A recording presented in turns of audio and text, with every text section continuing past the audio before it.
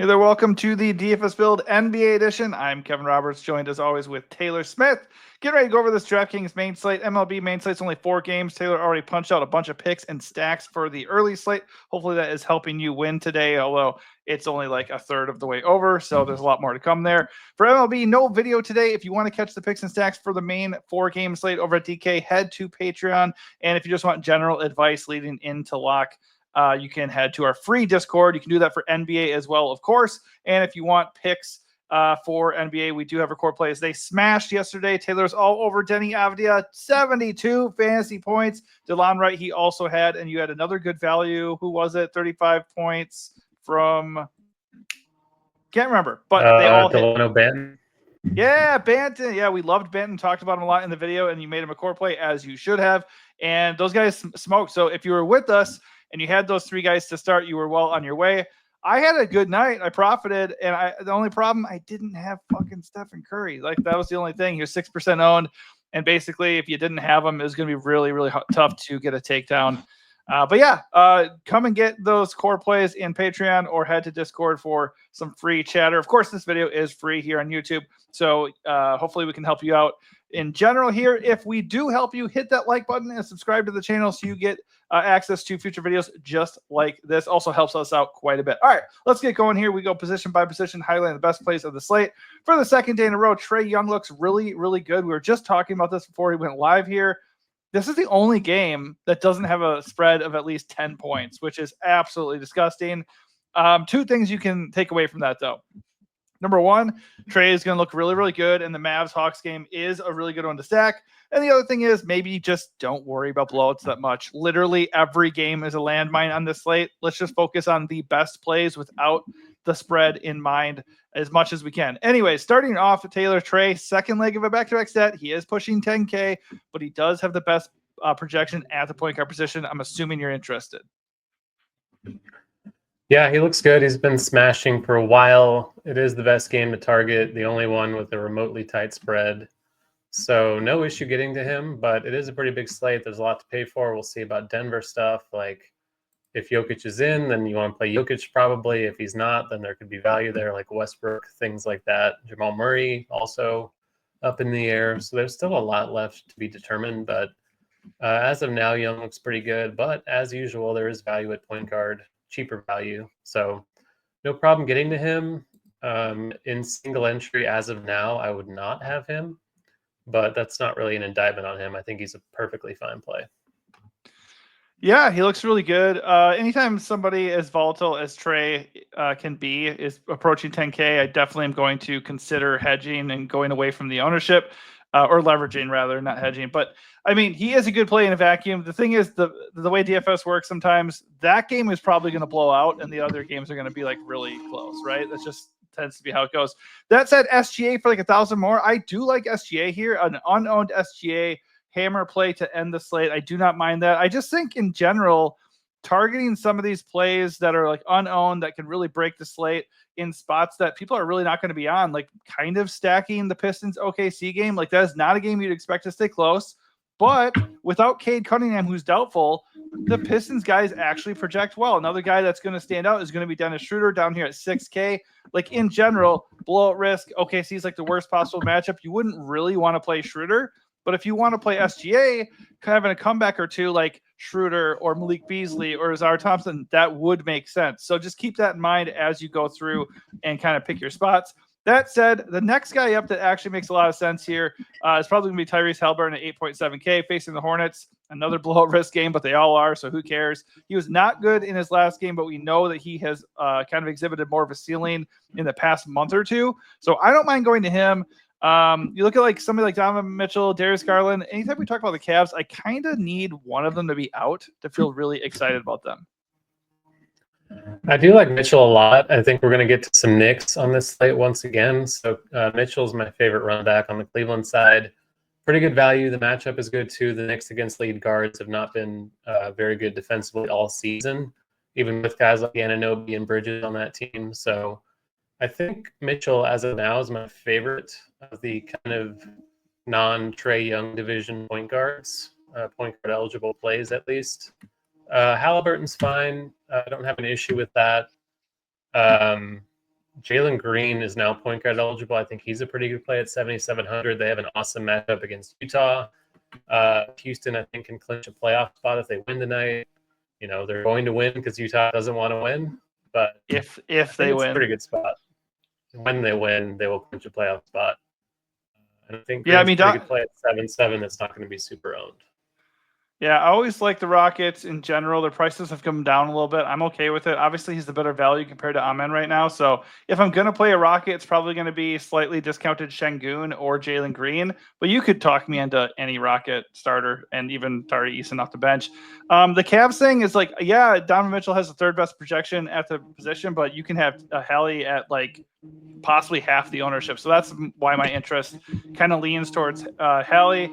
Not super into Hero at 9K at the Boston Celtics. Not liking that. Jamal Murray obviously is in play if Jokic is out and Jamal is in. If Jamal is out, Russ would look really, really good at 7.5. I don't even see him on here right now. Yeah, he's way down there because he's not projected to be a major priority as things stand. There's some leaf blower Did going you see on. Russ last night losing the game by himself in the last couple of seconds?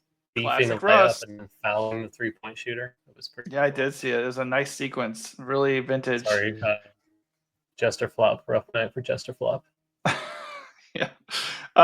As we go down here, there is value a little bit anyways. The main one that's going to stand out is going to be DeLon Wright for the Knicks, projected for big minutes, 32. Even in a blowout here, he could push for 30, 35 minutes. He's been doing that.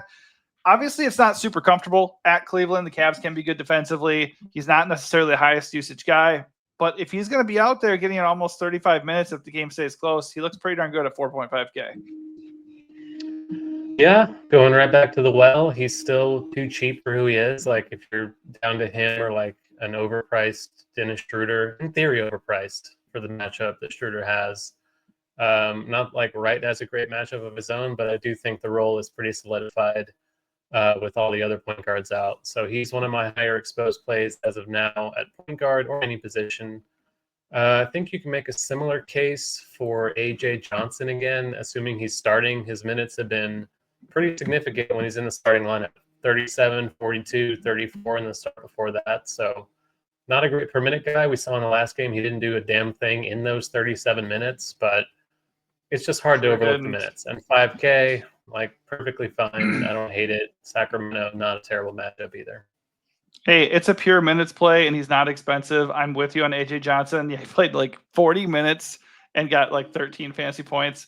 It is what it is. Like, you would imagine eventually if you're going to play 35 to 40 minutes, you're just going to luck into stats or hit some shots. So I am game for that. I love that he's shooting guard eligible as well. Another guy, 5.2K, KJ Simpson. LaMelo's out for the year. Simpson is going to just start. He's going to play 30, 35 minutes if the game stays close. Pacers are not a very scary matchup.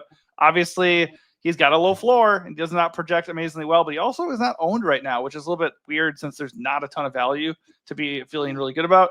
One other guy I'll mention is Peyton Pritchard. Boston has a ton of guys on the injury report. We don't know yet who's going to be in or out.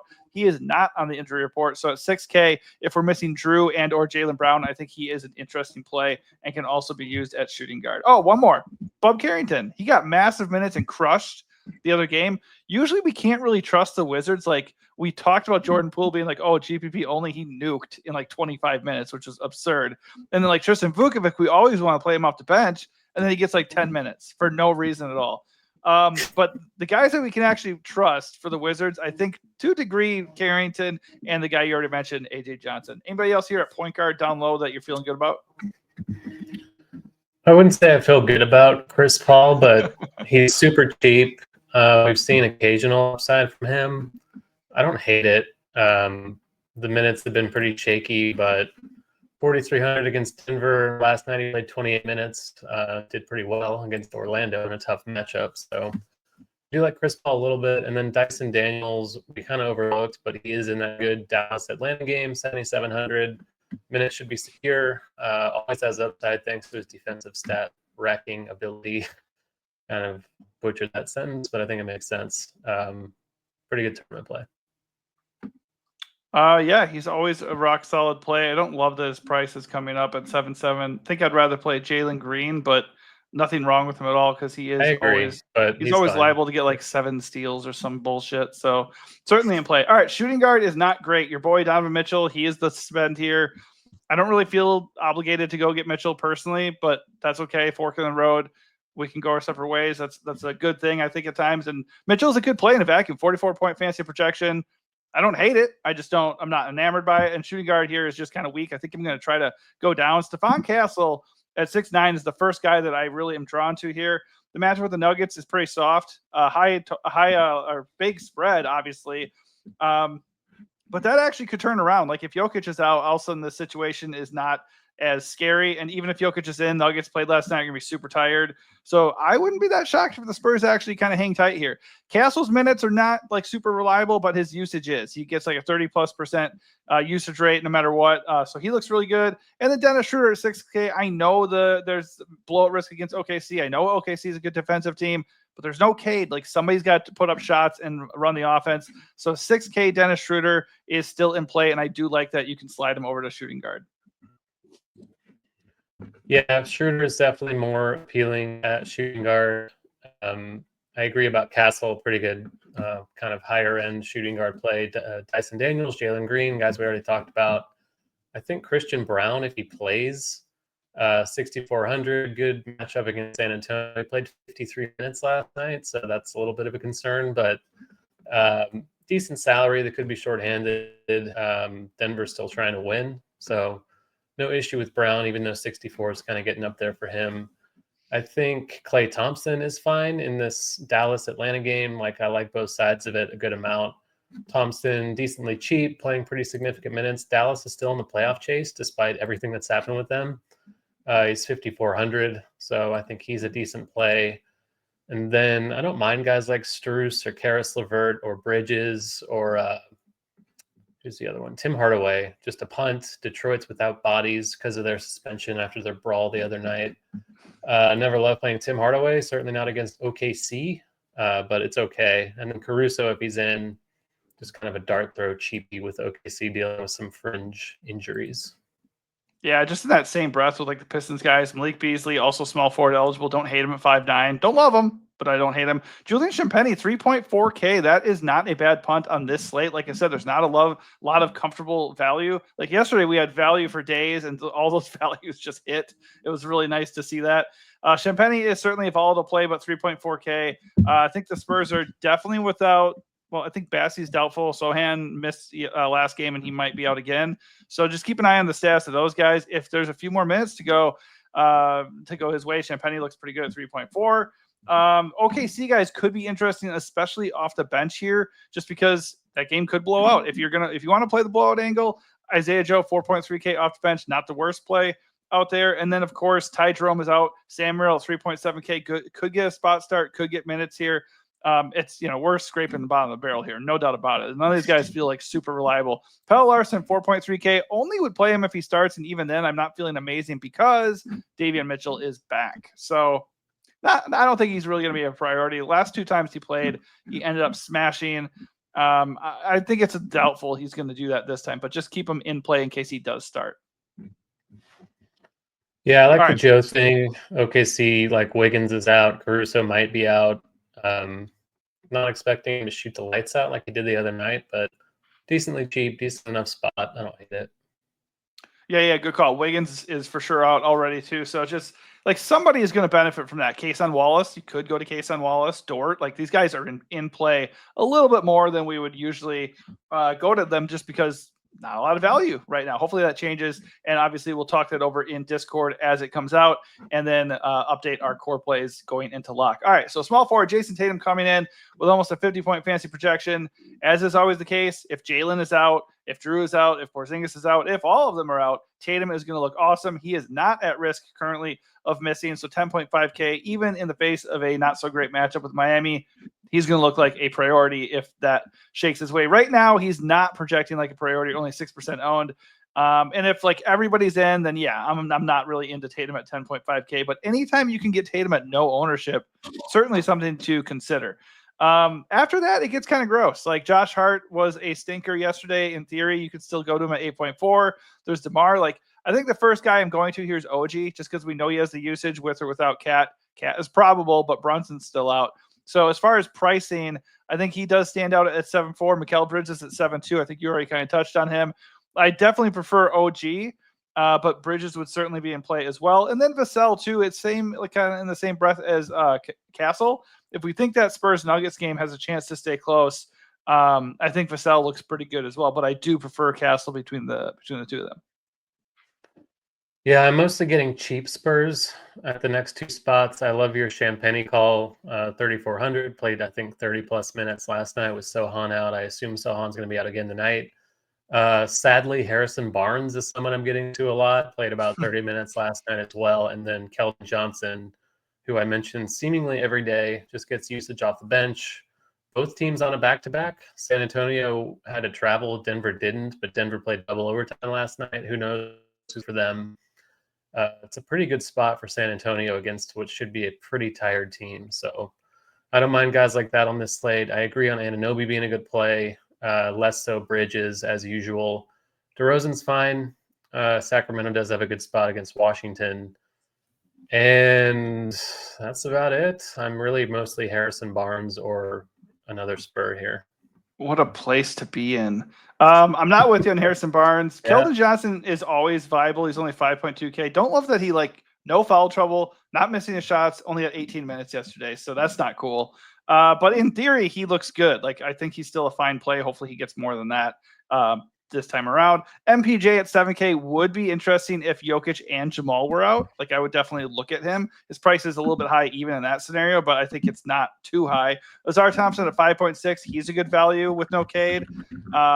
So, blow up be damned. I think he looks like a solid play at that price as well. Tari Eason, 5.6. I don't hate it against the Jazz. 25 minutes off the bench. Good usage rate. Awesome matchup. That's not bad. I think that probably does it, though. Jalen Martin, I guess, if he starts. Michael Porter would be the only fresh Nugget if he's in because he did not play last night for personal reasons. Jamal didn't play either, though, right? Yeah, that's true. I guess he would also be fresh. I don't know if he'll play. I don't know what the deal is with that, but at least he's not dealing with Porter's not dealing with an injury. Murray is injured. Dylan Pickett, we didn't talk about it point guard, but he did play 32 last night in place of Murray as the starter with Russ off the bench. So I guess that would be another potential value. We could get into really a lot of cheap Denver crap on this slate, depending on what they do with their report. So keep an eye out for that. Yeah, it's gonna come. Well, they play way late, so they play 2 hours after lock. So I think unless we get news early, a definite one way or the other, we're gonna have to submit an afternoon report at 12:30 probably, so 30 minutes from right now you would think time. Yeah, you'd think we'd at least get an idea as far as who's at risk, right? And then we could start mapping that out a little bit. But obviously, if we can even think for a second that Jokic and or Jamal, these guys are going to sit, then there's a lot to like for the Nuggets. You already mentioned Brown, there's MPJ, there's Russ, there's Pickett, there's Peyton Watson, who we'll talk about in a second. So definitely just keep that on your radar and kind of plan for it a little bit, because if there's nothing official, you still have to take on that risk to a certain degree. I think that does it for small forward. Peyton Watson also small forward, he would be a beneficiary of that. Yep. Over power forward, there's Anthony Davis, who remains limited. I don't hate him as a GPP play, 9.6K, just because he is an elite per minute producer. He's not really been doing that in 28 minutes for Dallas so far. But, I mean, at some point, the minutes are going to tick up a little bit. At some point, he's going to blow up. Against the Hawks wouldn't be the worst time to guess that it happens. So I don't hate him at 9.6, just not a priority. Total GPP play. Bam is a little bit expensive for a matchup with Boston. Evan Mobley, I do like that. Evan Mobley at 8.3K looks like a good play, good leverage on the Donovan Mitchell ownership, I think, with everybody healthy there. OG is the one who stands out here again, 7.4 for him. Power forward is not looking very friendly. It goes, I go down pretty far before I feel good again. Peyton Watson, like you said, Tari Eason, 5.6. We have the other Champagne if he starts for the Wizards, but they've been jerking his minutes around, so I kind of like the cheaper Champagne today. There's not much here, man. Is Miles Turner questionable again? I think so. So if Miles Turner's questionable, or if Miles Turner misses, I think Obi Toppin's going to be pretty interesting here, because usually Thomas Bryant is the auto lock, and you certainly can still play Thomas Bryant, but he did not close, and that's happened a few times. So I think you could entertain the idea of playing them both or fading Bryant and playing Obi, who's only like $300 more than Thomas Bryant. So just keep an eye on how that plays out. But Obi is kind of a decent value off the bench anyways, because he's kind of explosive as far as like DFS goes. But like if it's a situation where we know for sure he's going to get a little bit more run and everything, I think he's a solid value. One other guy here I'll mention, I'd love to hear your thoughts. Fontecchio, 3.3K Fontecchio. The Pistons are shorthanded. They have a bunch of guys out. Ron Holland is out. Isaiah Stewart is out. There's a couple other guys out. And, of course, Cade. I think Fontecchio has a decent chance here, especially if the game blows out, to push for, maybe 20 minutes off the bench. Yeah, I don't really want to do that. I'm just hoping we have like Denver stuff we can play instead. Precious as a tournament play with Mitchell Robinson out is like fine. The game could blow out. He could get blowout run. Towns could be limited or something like that. He's 3,800. Don't feel great, but this position, like you said, is really horrible. The player I'm getting to the most is Aaron Gordon, but he's been banged up. He played 47 minutes last night. I'd be shocked if he played tonight. He's not playing. He's not playing. If he does, I'd play him a lot. But I would agree. Go ahead and predict who's playing right now for Denver. I promise you, Aaron Gordon's not playing. That's the guy I feel the worst about playing. So yeah, that should make Peyton Watson pretty strong. 4'9", small forward, power forward. The positions are bad. The minutes should be pretty safe for him, I would think. Good matchup against San Antonio. So if Gordon's out, Watson is probably a priority and maybe a core play. Yeah. And Anunoby, we talked about AD. Don't hate that call in a tournament.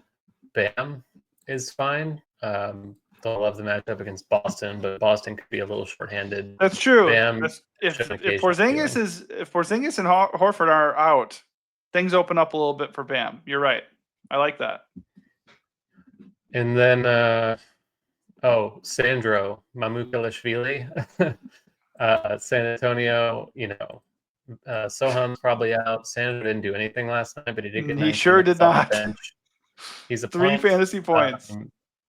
He's insanely volatile. Like he had a 55 in 19 minutes. Last night he had 3 in 19 minutes.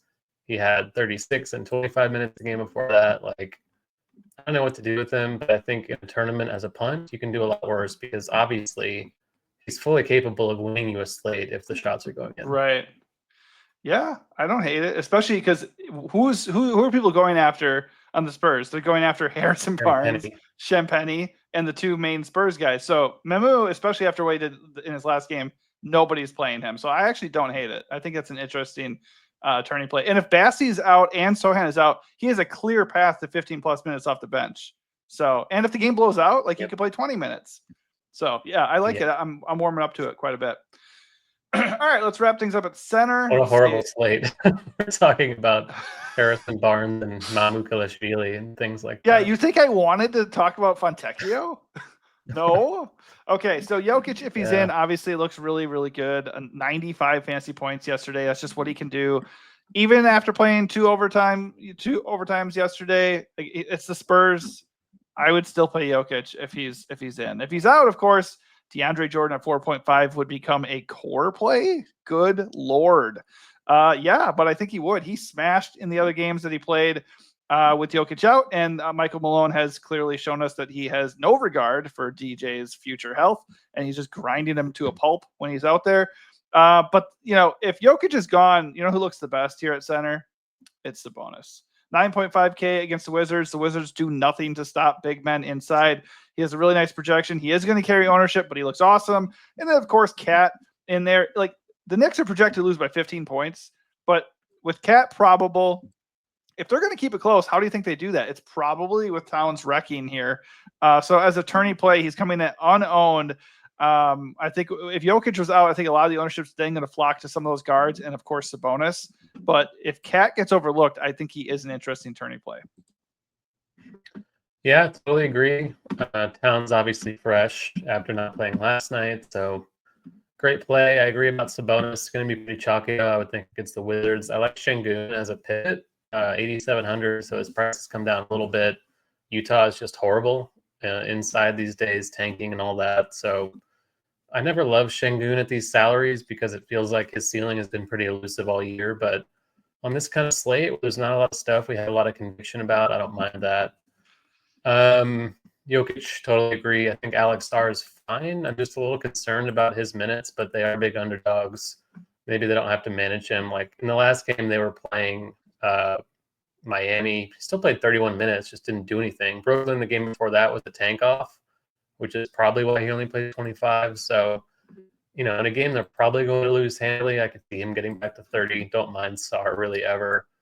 And then punting, Vukovic, the red flags that we talked about with him are pretty persistent. And then Paul Reed as the backup to Jalen Duren with Isaiah Stewart suspended. Paul Reed, just like an elite per minute producer. They're probably going to get murdered in this game. They're 13-point underdogs. I'm surprised it's not more. He's just cheap, and there's not a lot of cheap stuff that we love on the slate. So Paul Reed is someone I'm getting to a ton, even though it feels really horrible.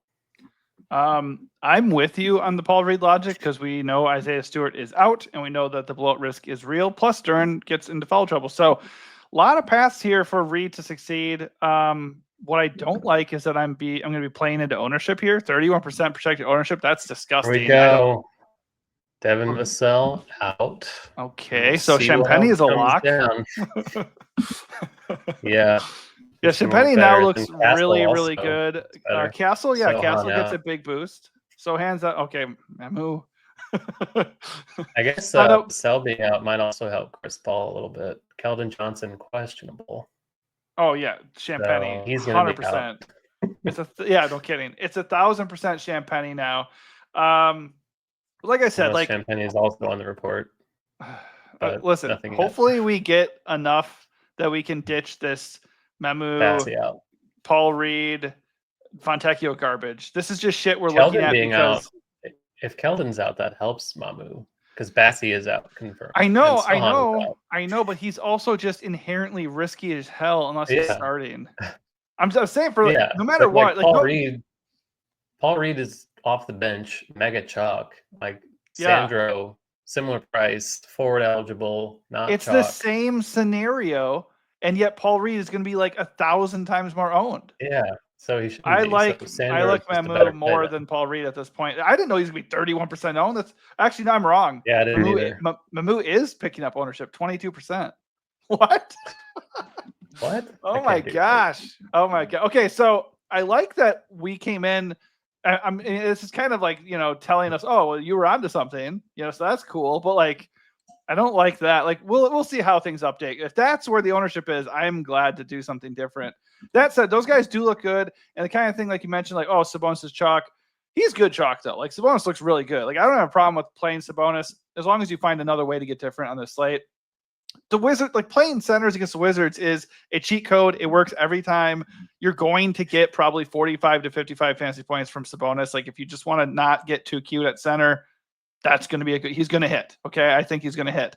But he's going to be owned. So if you want to do something different, there should be options here. Center's not really loaded like it tends to be though. So I am kind of feeling like Sabonis or Cat, assuming things stay as they are. Also keep an eye if Mark Williams is randomly out, which is something the Hornets like to do. Nurkic, he could be a play. He is still pretty cheap. And of course, Thomas Bryant, let's not forget about him. If Miles Turner is out again, I'll still use Thomas Bryant. Even though he didn't finish the game last game, perhaps that changes this game and we get 4 quarters or he smashes in 3. All right. That is going to do it for the position by position breakdown. I'm going to refresh the news as we get going here. Let's cap things off with our strategy and our flag plant of the night. So I am annoyed that Mamu's pulling ownership because I thought that was a pretty sly play. I thought so too. That's annoying. Or Reed. They're both owned. Yeah. I did not expect that. I mean, that could change certainly. There's still 4 hours to lock, but I think I'm going to play in Castle now that Vassell is out. Keldon could be out. There's really no reason the Spurs should limit his minutes as a rookie. Like, I could see why they would limit Chris Paul and hold other guys out, but they're kind of just unleashing Castle against a very tired Nuggets team. So I think Castle's an amazing play and someone I'm going to play it now.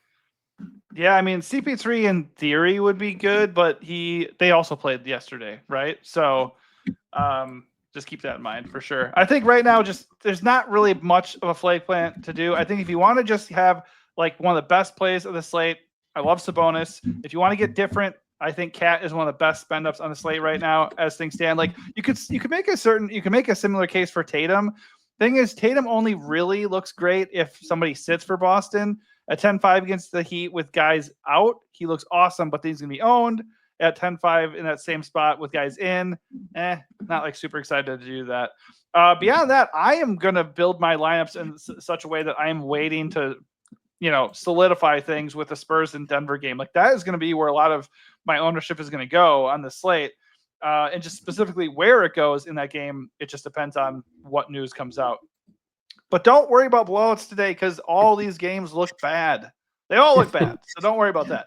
All right. Yeah. So we will give you more advice if you hop into our free Discord. And of course, we will finalize things for you and give you core plays for the slate. You just got to head over to Patreon. Both those links can be found at the bottom of this video. And please like the video and subscribe to the channel if you like what you see here and we help you out in any ways. Thanks for watching and good luck.